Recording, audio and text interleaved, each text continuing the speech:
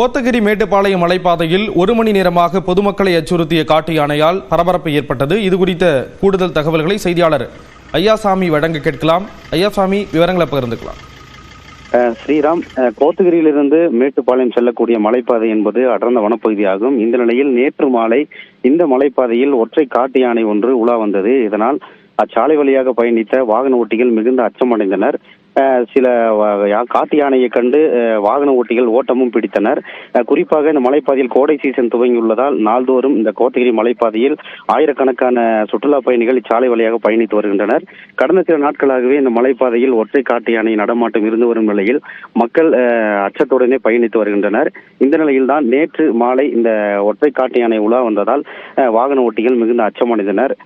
சுமார் 1 மணி நேரத்திற்கு மேலாக இந்த காட்டு யானை மலைப்பாதையில் முகாமிட்டதால் கோத்தகிரியிலிருந்து மேட்டுப்பாளையம் வரக்கூடிய வாகனங்களும் அதேபோல் மேட்டுப்பாளையத்திலிருந்து கோத்தகிரி செல்லக்கூடிய வாகனங்களும் கிட்டத்தட்ட 5 கிலோமீட்டர் தூரம் வரை அணிவகுத்து நின்றன. 1 மணி நேரத்திற்கு பின்பு சம்பவ இடத்திற்கு வந்த வனத்துறையினர் காட்டு யானையை அடர் வனப்பகுதிக்குள் விரட்டினர். அதன் பின்பே மலைப்பாதையில் போக்குவரத்து சீரானது.